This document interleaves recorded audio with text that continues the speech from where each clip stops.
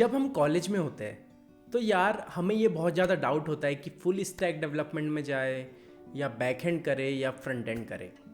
अब जो लोगों को नहीं पता है तो सबसे पहले मैं उनको बता दूं कि जो फ्रंट एंड डेवलपमेंट होता है वो कुछ इस तरीके से उसकी डेफिनेशन आप मान सकते हो कि अगर आपके पास वही वेबसाइट है या आप यूट्यूब पे गए तो यूट्यूब का जो आपको पूरा फॉर्मेट दिखता है, जो भी आप स्क्रीन पे देखते हो, वो पूरा फ्रंट एंड डेवलपमेंट के पार्ट के अंदर आ रहा होता है। जो भी आप स्क्रीन पे देखते हो, क्रोम में आप कुछ भी खोलो, कोई वेबसाइट खोलो, हैकर रैंक वेबसाइट खोलो या कुछ भी खोलो, YouTube, Google, anything which you can see, it is a front end application. Okay, तो फ्रंट एंड इंजीनियर क्या होता है?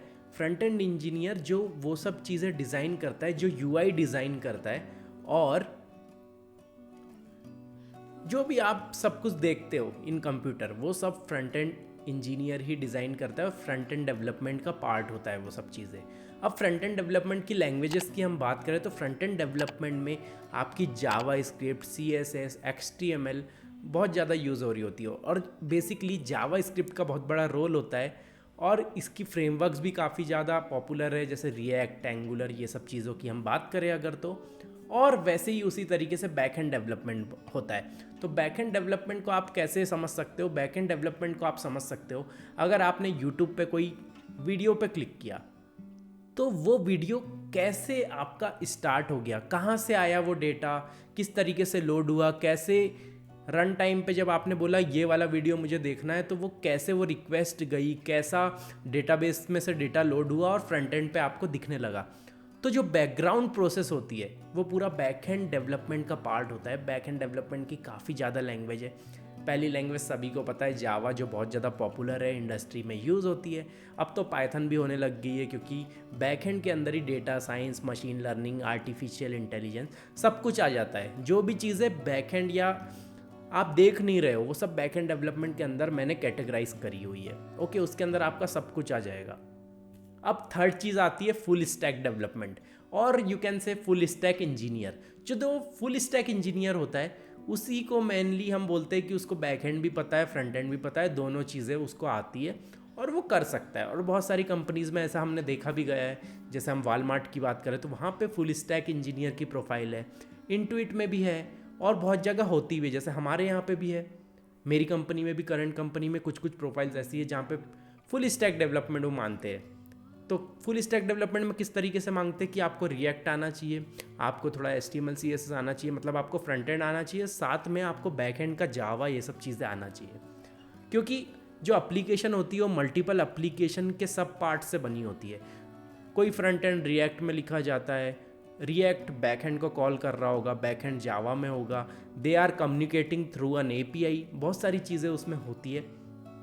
उसी को हम फुल स्टैक डेवलपमेंट बोलते हैं। जब आपको दोनों आता हो, आपको फ्रंट एंड वाला स्क्रीन बनाते भी आता हो और आपको बैक एंड वाला कोड लिखते भी आता हो, दोनों चीज़ें अगर आपको आती है तो आप फुल स्टैक डेवलपमेंट में पार्टिसिपेट हो और बोल सकते हो आपकी फुल स्टैक डेवलपमेंट इंजीनियर हो।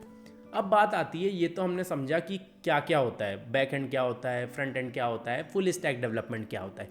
अगर मैं बात करूँ कि भाई ये तो सब ठीक है, बट भैया चूज़ कैसे करना है?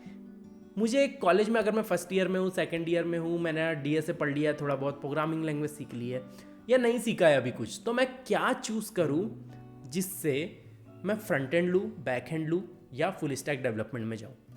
तो देखो मेरे समय क्या हुआ था ना, और बेसिकली सभी लोगों के साथ होता है, जो भी फर्स्ट ईयर में जाता है सभी लोग पढ़ते हैं कि बैक एंड क्या है, फ्रंट एंड क्या है, फुल स्टैक इंजीनियर क्या है और फुल स्टैक डेवलपमेंट क्या है। बट प्रॉब्लम क्या होती है, हम सोच नहीं पाते कि बैक एंड में जाना है, फ्रंट एंड में जाना है या फुल स्टैक में जाना है।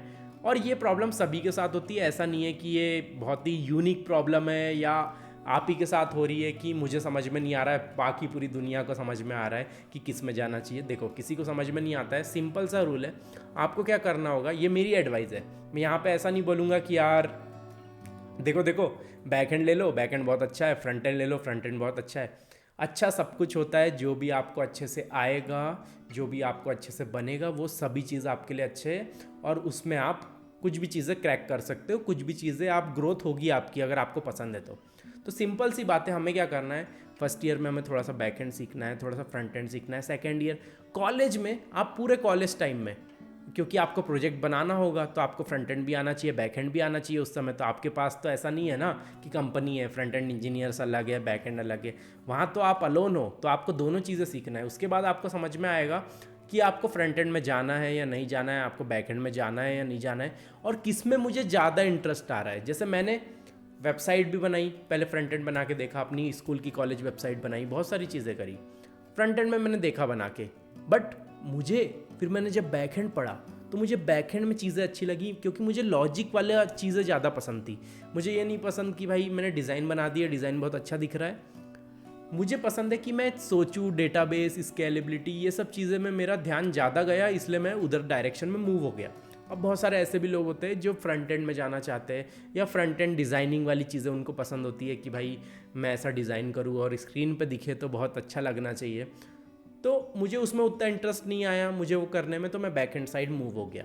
तो वही सेम चीज़ आपको करना है, आपको दोनों चीज़ करके देखना है, फिर डिटेल में जाना है। जो भी आपको ऐसा लगे कि हाँ ये मैं करके देख सकता हूँ, तो उसकी डिटेल में जाओ।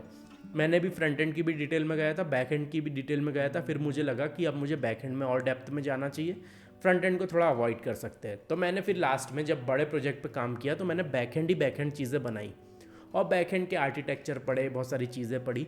तो उस तरीके से आप कोई ना कोई पाथ ले सकते हो। अगर आप फ्रंट एंड लिया है तो आप फिर और डेप्थ में जाओ, आप जावा स्क्रिप्ट सीखो, आप उसकी फ्रेमवर्क सीखो, रिएक्ट सीखो, एंगुलर सीखो, स्टेट मैनेजमेंट सीखो, व्हाट इज़ डॉम, ये सब सीखो।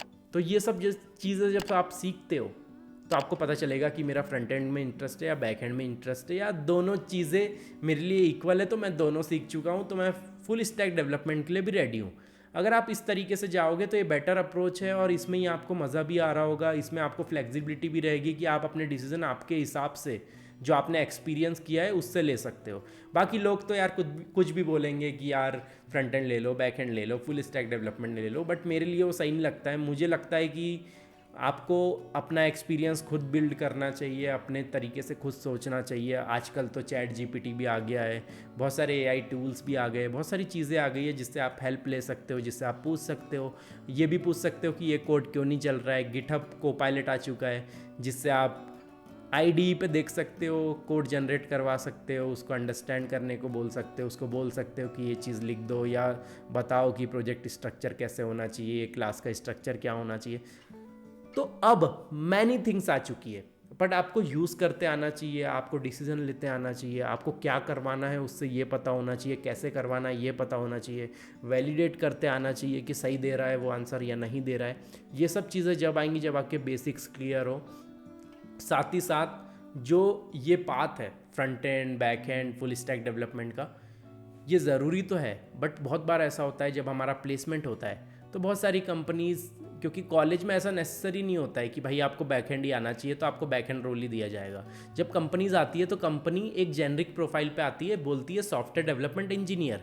अब उसमें सॉफ्टवेयर डेवलपमेंट इंजीनियर में ऐसा भी हो सकता है कि आपको फ्रंट एंड दे दे वो बाद में, या बैक एंड दे दे, या फुल स्टैक में आपके प्रोजेक्ट पे काम हो रहा हो। तीनों चीज़ें हो सकती है, इसलिए बेहतर ये होगा कि आप सब कुछ सीखो थोड़ा थोड़ा, और किसी एक चीज़ में थोड़ा सा ज़्यादा सीख लो डिटेल में, कि अगर कोई कंपनी आती है तो वो चीज़ का इंटरव्यू आप क्रैक कर पाओ, आपको हर चीज़ पता हो। बट बाकी चीज़ें भी ओवरऑल आपको हर चीज़ कॉलेज में सीखना चाहिए, उससे आपको एक नॉलेज मिलता है कि जब आप कंपनी में जाते हो तो आप काफ़ी ज़्यादा फ्लेक्सिबल होते हो, आप अपनी प्रॉब्लम सॉल्व कर पाते हो, और ये भी फ्लेक्सिबल होता है कि आप दूसरे प्रोजेक्ट में चले गए तो आपको दिक्कत नहीं आ रही होती है। For more such video follow my channel.